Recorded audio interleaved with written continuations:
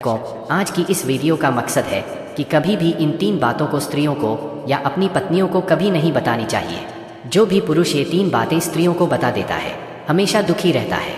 तो दर्शकों, वह कौन सी बातें हैं जो पुरुषों को मरते दम तक अपनी पत्नी या स्त्री को नहीं बताना चाहिए? ये 3 बातें हम आपको एक छोटी सी कहानी के माध्यम से बताने जा रहे हैं। तो वीडियो को ध्यान से और अंत तक जरूर सुनो और सच्चे दिल से कमेंट में जय श्री कृष्ण जरूर लिखें।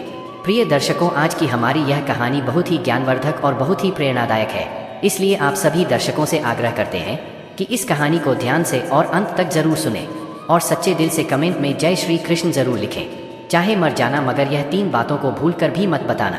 दोस्तों, प्राचीन समय की बात है। एक नगर में एक राम गोपाल नाम का एक व्यक्ति रहा करता था। राम गोपाल मन से बहुत ही भोला था और बहुत ही सीधा साधा था। मित्रों, उसने अपने जीवन में कभी किसी प्रकार का कोई पाप नहीं किया था और राम गोपाल की जो पत्नी थी थोड़ी भुलक्कड़ स्वभाव की थी और राम गोपाल के छोटे छोटे बच्चे भी थे। दोस्तों, राम गोपाल अपनी पत्नी से किसी भी प्रकार की किसी भी बात को नहीं छुपाता था और राम गोपाल अपने घर में अकेले ही काम करने वाला था। जिस नगर में राम गोपाल रहा करता था उस नगर में सबसे गरीब केवल राम गोपाल ही था। उसके अलावा नगर में कोई भी गरीब नहीं था। तो हर कोई राम गोपाल की पत्नी और राम गोपाल का गरीब होने के कारण मजाक उड़ाया करते थे। दोस्तों, राम गोपाल अपने गांव में जो बड़े बड़े सेठ थे उनके यहाँ नौकरी क्या करता था और उनकी गायों को चराया करता था, उनकी भैंस चराता था और इसी वजह से राम गोपाल का घर का चल रहा था। उनसे ही 2 टाइम की रोटी मिल रही थी।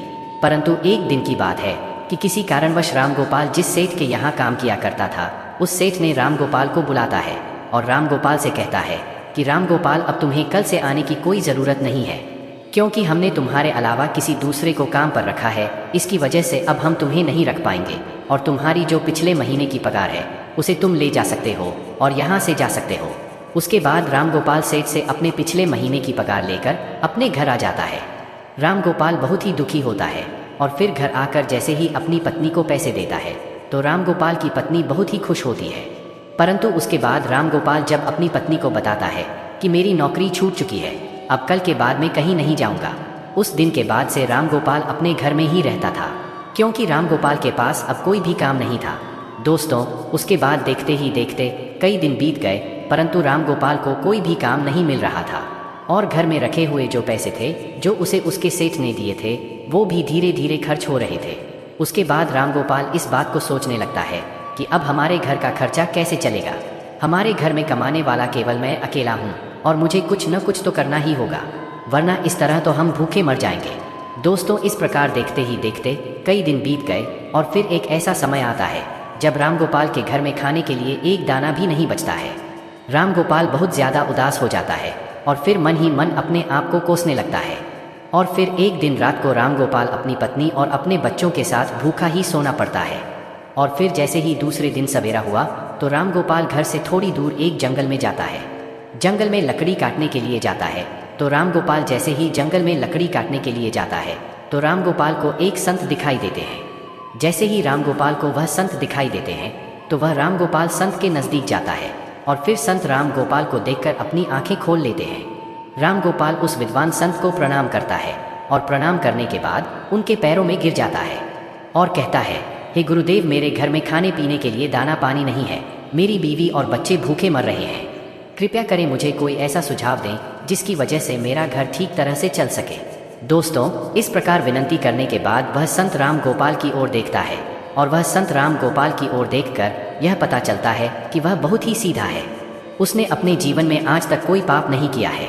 उसके स्वभाव को देखकर वे विद्वान साधु राम गोपाल से कहता है कि राम गोपाल, मैं तुम्हें आज ऐसे एक पेड़ के बारे में बताने वाला हूँ। अगर उस पेड़ के नज़दीक जाकर तुम उस पेड़ से जो भी मांगोगे वह पेड़ तुम्हें लाकर दे देगा, और अगर उस पेड़ का एक छोटा सा भी भाग, छोटी सी भी लकड़ी तुम लेते हो या काट लेते हो तो वह सोने में बदल जाएगी और इस तरह तुम अपने घर को चला सकते हो, अपने घर की गरीबी को दूर कर सकते हो। दोस्तों, मगर संत राम गोपाल को यह बात भी कहते हैं कि अगर तुमने इस बात को अन्य किसी आदमी या किसी औरत को बताया तो उस दिन के बाद से तुम्हें वह किसी प्रकार की कोई वस्तु नहीं देगा और तुम्हें सब कुछ देना बंद कर देगा। दोस्तों, राम गोपाल तो सीधा साधा था और राम गोपाल उस संत के द्वारा बताए गए उस पेड़ के नज़दीक जाता है और पेड़ के नज़दीक जाकर राम गोपाल को सबसे पहले अपनी बीवी और अपने बच्चों की याद आ गई और फिर राम गोपाल सबसे पहले उस पेड़ से, उस वृक्ष से एक बोरी चावल मांगता है जैसे राम गोपाल वृक्ष से एक बोरी चावल मांगता है तो झट से ही न जाने कहाँ से एक बोरी चावल राम गोपाल के सामने आ जाते हैं। राम गोपाल एक बोरी चावल को लेकर चला जाता है और घर जाकर अपनी बीवी और बच्चों को चावल खिलाता है और भरपेट भोजन करते हैं। उस दिन राम गोपाल ने अपनी पत्नी को यह नहीं बताया था कि मैं चावल कहाँ से लाया हूँ, परंतु फिर जैसे ही राम गोपाल दूसरे दिन उसके पास जाता है, राम गोपाल उस पेड़ से 5 सोने की मुद्राएं मांग लेता है और जैसे ही राम गोपाल मांगता है झट से राम गोपाल को सोने की मुद्रा देता है और राम गोपाल 5 सोने के सिक्के पाकर खुश हो जाता है और अपने घर को आ जाता है। घर आकर राम गोपाल अपनी पत्नी को 5 सोने के सिक्के देता है तो राम गोपाल की पत्नी भी बहुत खुश होती है और उसके बाद राम गोपाल अपनी पत्नी को सारी बातें बता देता है, क्योंकि राम गोपाल की पत्नी ने जैसे ही राम गोपाल के हाथ में 5 सोने के सिक्के देखे तो वे राम गोपाल से पूछने लगी कि आखिर तुम यह कहाँ से लाए हो। तो राम गोपाल अपनी पत्नी को सारी बातें बता देता है। दोस्तों, उसके बाद राम गोपाल अपनी पत्नी से कुछ नहीं छुपाता, मगर राम गोपाल को इस बात का भी पता था कि उसकी पत्नी भुलक्कड़ है। वे सारी बातें अपने पड़ोसियों को बता देती है, जो भी उसे बताता हूँ उसे बता देती है। लेकिन उस बात को भूलकर राम गोपाल अपनी पत्नी को सारी बातें बता देते हैं। उसके बाद देखते ही देखते कई दिन बीतते गए। राम गोपाल इसी तरह रोज़ 5 सोने के सिक्के उस वृक्ष से मांग कर लाने लगा और फिर एक दिन की बात है जब राम गोपाल अंत में उस वृक्ष से हज़ारों सोने के सिक्के मांग लेता है तो झट से एक बोरी भरकर राम गोपाल के सामने सोने के सिक्के आ जाते हैं। राम गोपाल एक बोरी सोने के सिक्के को अपनी बैल की पीठ पर रखकर अपने घर ले जाता है। दोस्तों, सोने के सिक्के पाकर और उस विद्वान संत का आशीर्वाद पाकर राम गोपाल देखते ही देखते बहुत धनवान हो गया। राम गोपाल के पास बहुत सारा धन हो गया। राम गोपाल जिस सेठ के यहाँ नौकरी किया करता था उससे भी ज़्यादा तरक्की राम गोपाल ने कर ली और राम गोपाल उससे भी ज़्यादा धनवान हो गए। दोस्तों, ये सब देख करके राम गोपाल के सारे गांव वाले दंग रह गए और वे सोचने लगे कि आखिर यह भुलक्कड़ स्वभाव का राम गोपाल इतना धनवान क्यों हो रहा है। दोस्तों, राम गोपाल से अगर कोई भी इस बात को पूछता कि तुम आखिर इतनी जल्दी धनवान कैसे हो रहे हो, तो राम गोपाल किसी को भी सच नहीं बताता था, क्योंकि राम गोपाल से विद्वान साधु ने किसी को बताने के लिए मना किया था। परंतु वे लोग राम गोपाल को छोड़कर राम गोपाल की पत्नी से इस बात को पूछने लगे। तो मित्रों, वो तो आपको पता ही है कि राम गोपाल की जो पत्नी है वे भूलकर स्वभाव की थी। उसके पेट में कोई भी बात नहीं बचती थी।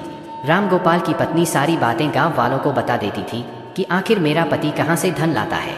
तो राम गोपाल की पत्नी सारी बातें उनको बता देती है और देखते ही देखते राम गोपाल जब एक दिन फिर से उस वृक्ष के पास धन लेने के लिए जाता है तो वह वृक्ष राम गोपाल को धन नहीं देता है। राम गोपाल कई बार उससे मांगता है, मगर राम गोपाल के मांगने पर भी वृक्ष राम गोपाल को कुछ नहीं देता है। मित्रों, उस दिन राम गोपाल फिर से अपने घर जाता है और इस चीज़ के बारे में ज़्यादा नहीं सोचता है।